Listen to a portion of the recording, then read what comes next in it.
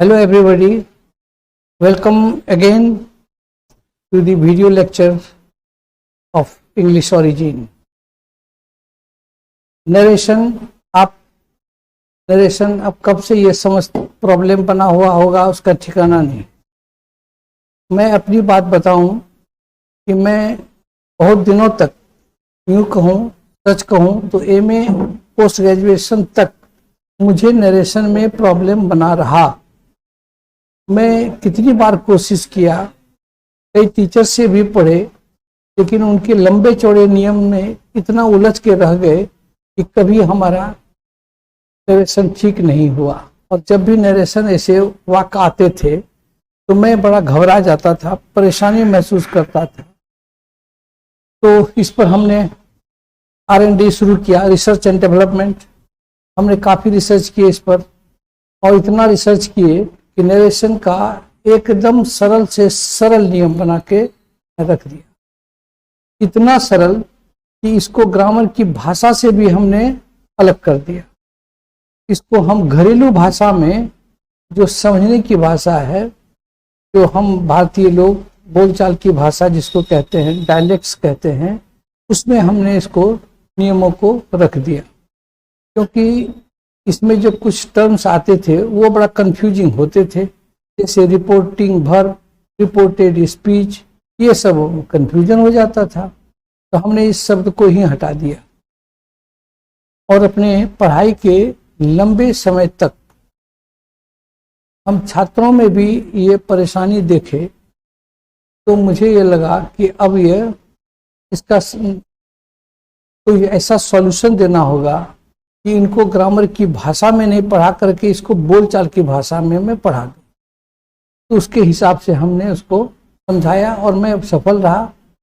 मैं नरेशन को 5 मिनट में मैं चाहूँ तो आपको कमांड करा दूँ, ये कह रहा हूँ। क्योंकि इतने सरल नियम है, एक एक लाइन के नियम है, इससे छोटे नियम और हो ही नहीं सकते।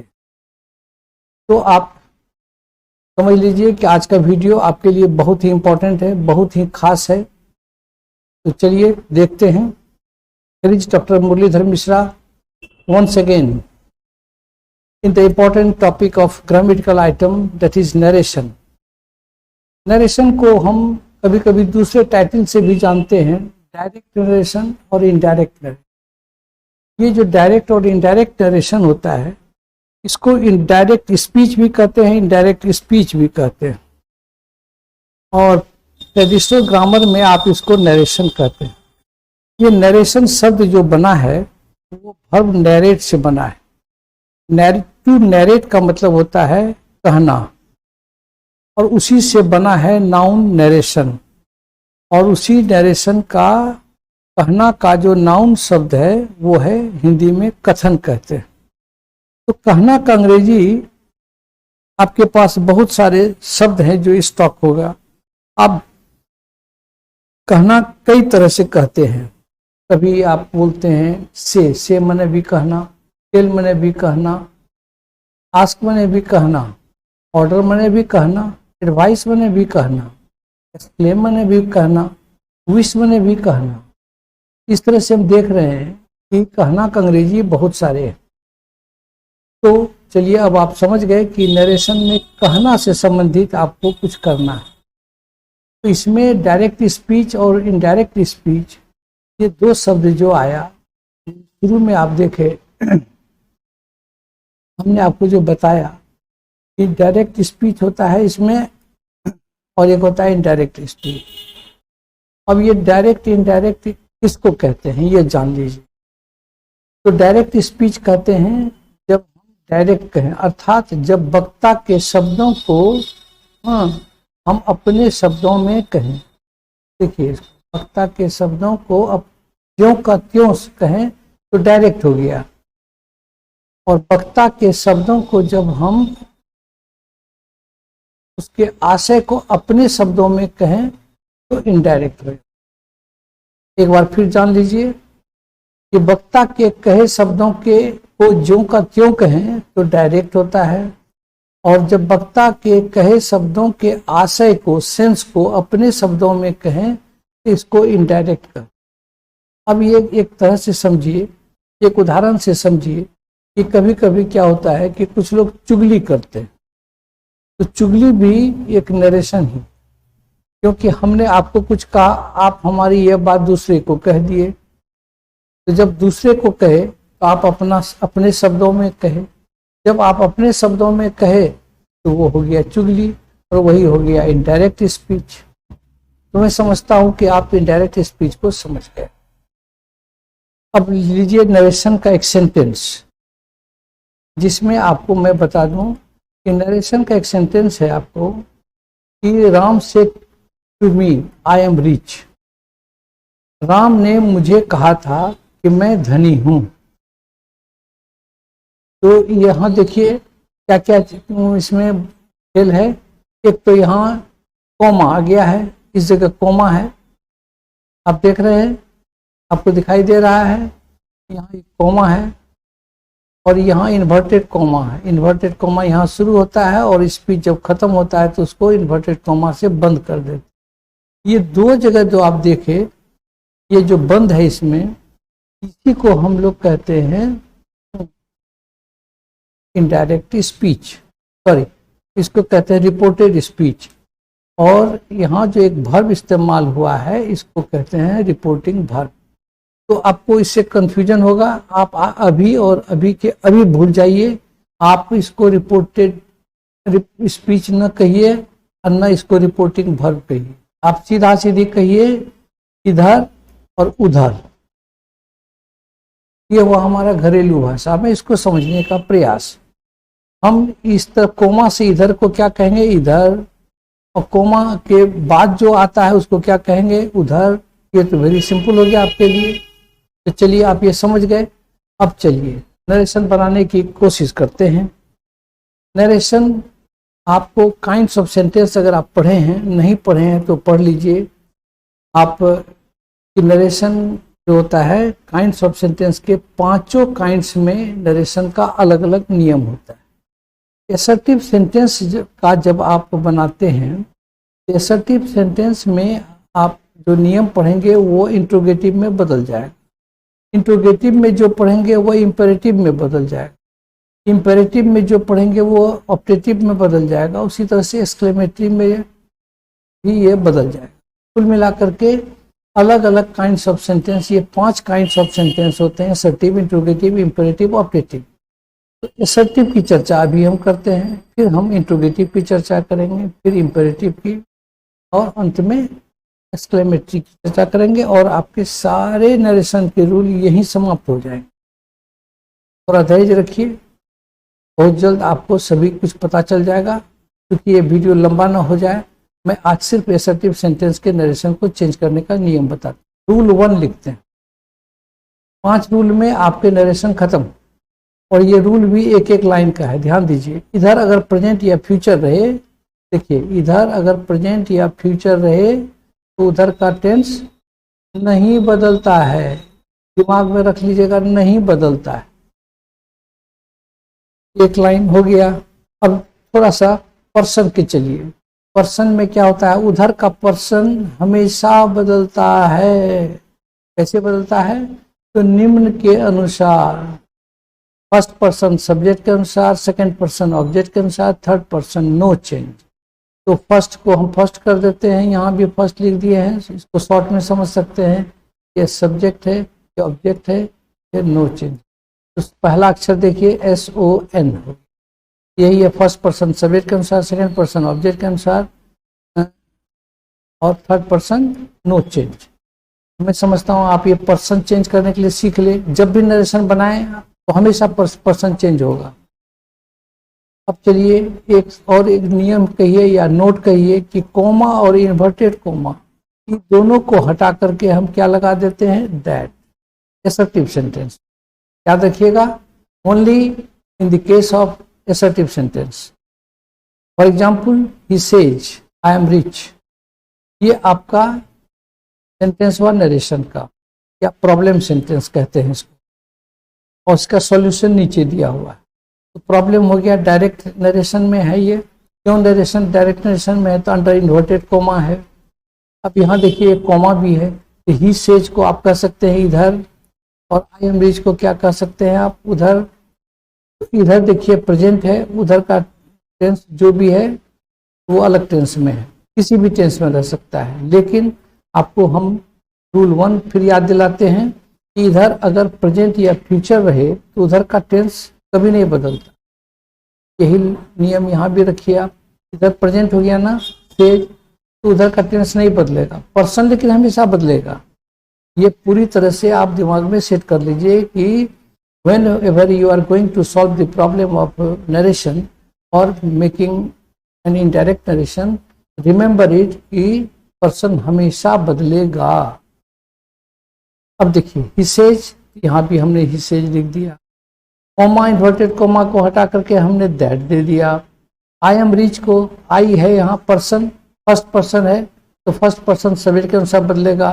तो यहाँ ही है आपका थर्ड पर्सन में सिंगुलर नंबर में, वो भी सिंगुलर नंबर में है, इसीलिए ये क्या हो जाएगा ही। अब टेंस की बारी आती है, इसके बाद इज है। यहाँ एम था, यहाँ इज हो गया। क्यों इज हो गया? इस एम को हमने इज क्यों बनाया? क्योंकि इधर प्रेजेंट है, उधर का टेंस नहीं बदला। तो आई एम रिच ये भी प्रेजेंट में है, ही इज रिच ये भी प्रेजेंट में है, अर्थात हमने टेंस नहीं बदला, सिर्फ पर्सन बदला। क्यों कि इधर अगर प्रेजेंट या फ्यूचर रहे तो उधर का टेंस नहीं बदला। क्लियर हो गया? चलिए अब इसी को हम इस जगह अगर थोड़ा सा इसी जगह आपको बोल देंगे ही विल से रहेगा, मतलब फ्यूचर में आई एम रिच रहेगा तो he will say that he is rich हो जाएगा। मतलब खाली विल लगा देंगे, सेज की जगह पर से कर देंगे तो प्रेजेंट फ्यूचर इंडेफिनिट का सेंटेंस हो जाएगा, फ्यूचर टेंस में आ जाएगा। तो प्रेजेंट या फ्यूचर किसी भी टेंस में अगर इधर है तो उधर का टेंस नहीं बदलेगा। आप एक नियम जान गए। अब दूसरा नियम देखिए, एकदम छोटा सा रूल है, दुनिया में इससे छोटा रूल हो ही नहीं सकता। एक लाइन से कम में कोई भी चीज नहीं समझाई जा सकती। मैं आपको एक लाइन में इसको समझा रहा हूं, इधर पास तो उधर भी पास, दुनिया के किसी किताब में नहीं। ये मेरा मैजिकल रूल है और ब्रिलियंट रूल है।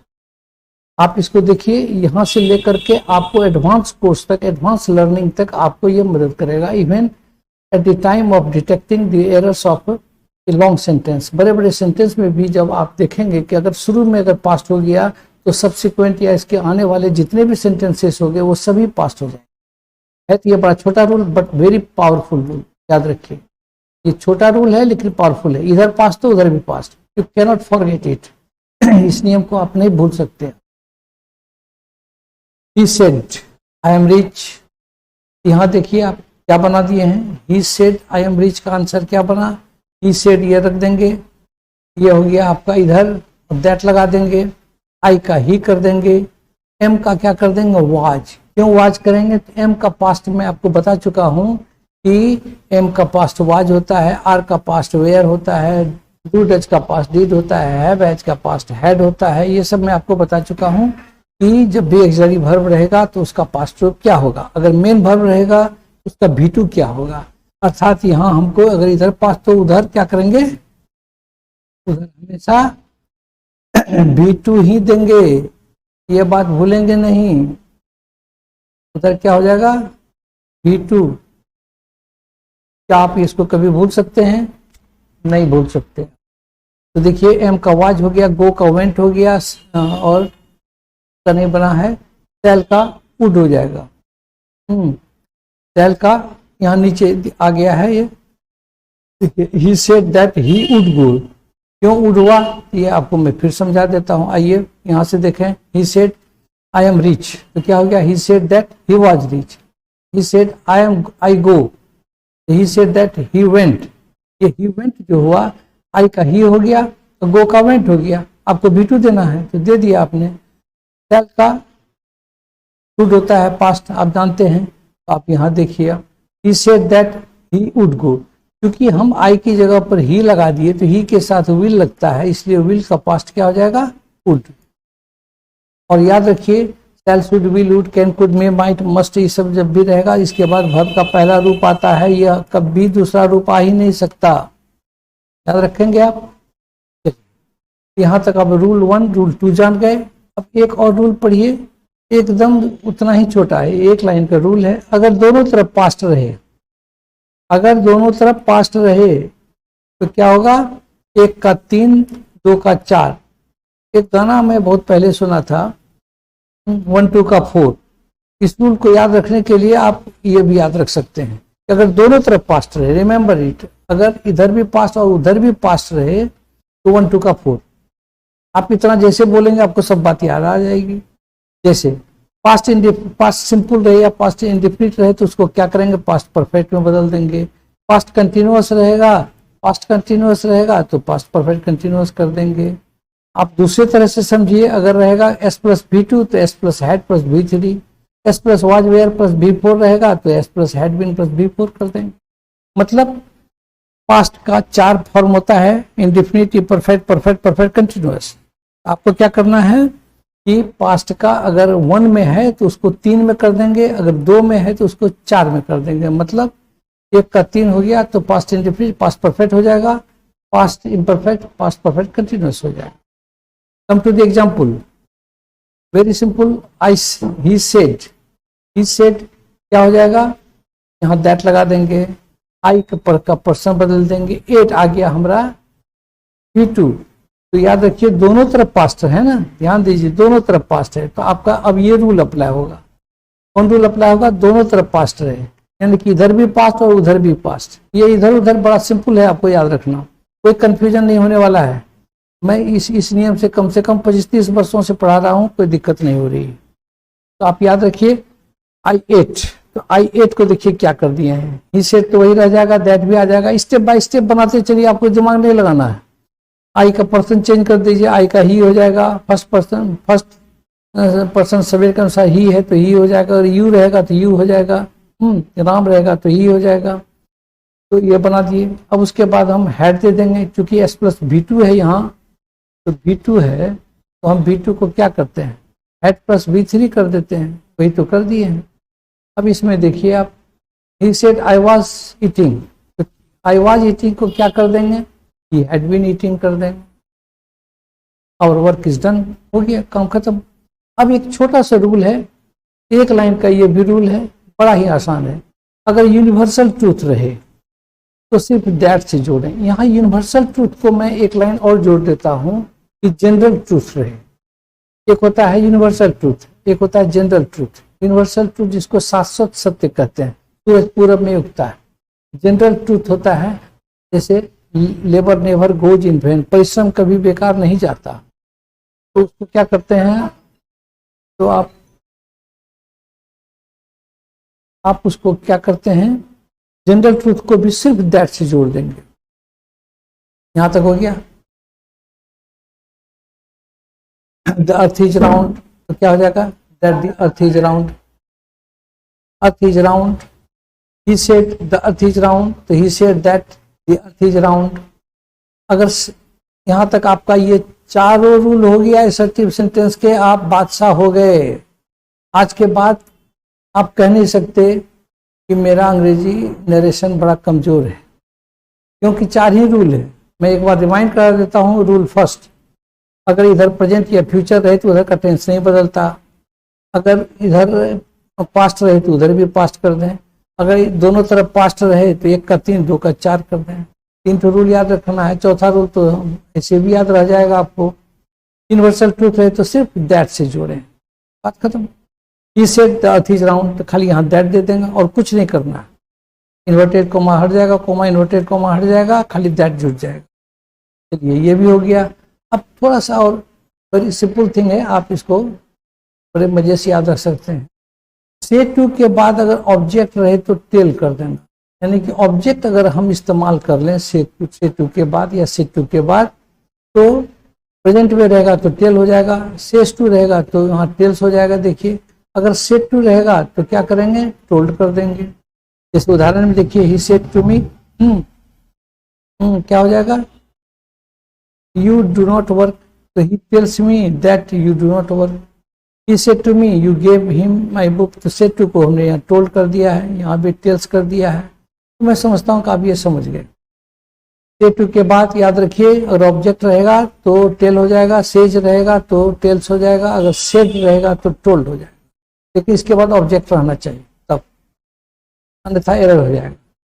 अब थोड़ी सी चीज ये भी याद रख लेंगे आप, इधर अगर पास्ट टेंस हो तो उधर जो है निम्न शब्द बदल जाता है। एक को क्या हो जाता है, बिफोर, नाउ रहेगा तो देन हो जाएगा, दिस रहेगा तो दैट हो जाएगा, दीज रहेगा तो दोज हो जाएगा, टुडे रहेगा तो दैट डे हो जाएगा, लास्ट ईयर रहेगा तो प्रीवियस ईयर हो जाएगा, ईयर रहेगा तो आप क्या करेंगे, देयर कर देंगे, दस रहेगा तो सो कर देंगे, हेंस रहेगा तो देंस कर देंगे, इधर रहेगा तो दीदर कर देंगे, टुमारो रहेगा तो नेक्स्ट डे कर देंगे, यस्टरडे रहेगा तो द प्रीवियस डे। अब दुनिया के जितने भी असर्टिव सेंटेंस हैं आप उसको मजे से बना सकते हैं, आपको कोई परेशानी नहीं होगी। और मैं समझता हूं कि 4 रूल याद करने में आपको मुश्किल से 4 मिनट लगेगा, थोड़ा सा ये याद रखेंगे तो 1-2 मिनट और लगेगा, 5-6 मिनट में आपका नरेशन असर्टिव का कमांड हो गया। चलिए थोड़ा इसको और एक्सरसाइज कर लेते हैं, क्योंकि थोड़ा प्रैक्टिकल भी होना चाहिए ना, तो क्योंकि exercise makes a man perfect, आप जानते हैं। तो राम सेज, यहाँ लिखते हैं राम सेज दैट, क्या होगा, यहाँ ब्लैंक स्पेस है, तो आप यहाँ देखिए इधर प्रेजेंट है तो उधर का टेंस नहीं बदलेगा, तो हैव नहीं होकर के हैज हो जाएगा। देखिए अब Ram will say that he they में डैश, यहाँ क्या होगा, इधर प्रेजेंट है या फ्यूचर रहे तो उधर का टेंस नहीं बदलता है, तो आप में का में ही रख देंगे। उसी तरह से देखिए अगर इधर पास्ट आ गया तो यहाँ अगर विल है तो विल क्या हो जाएगा, वुड हो जाएगा। अगर इधर फिर पास्ट आ गया, आस्क्ड आ गया, तो यहाँ इज नहीं वाज हो जाएगा। इस तरह से आप इसको बड़े मजे से बना सकते हैं, और मैं समझता हूँ कि 5 मिनट आपको एक्सरसाइज करने में लगेगा, और इसका लिंक डिस्क्रिप्शन में दिया हुआ है। You are again requested to download the link from description box and you can exercise very well and can have a command over it। थोड़ा सा और बता दें, एक्सरसाइज 2 में भी जैसे कि यहाँ देखिए Ram says I am rich, इसको क्या कर दिए हैं, Ram says that he was rich. अगर रहेगा कि Suman said he is lazy, तो Suman said that he was not lazy. इसी तरह से देखिए आप अगर यहाँ इसी उदाहरण को देखिए, Hari said to me I can teach you well, तो Hari told me that he could teach me well। और पर्सन बदला, टेंस बदला, और ये कंजंक्शन बदल गया, कोमा इन्वर्टेड कोमा हटा करके दैट लगा दिया। उसी तरह से ये भी देख लीजिए आप, Ram told me that I could sit there, देखिए हियर का देयर हो गया यहाँ, ये सब भी याद रखिएगा। तो आपको 5 से 10 मिनट में आपका नरेशन खत्म। और मैं आशा करता हूँ कि नरेशन का इतना ब्रिलियंट रूप का कोई भी वीडियो आज तक आपने नहीं देखा होगा। Wish you all the best, thank you very much.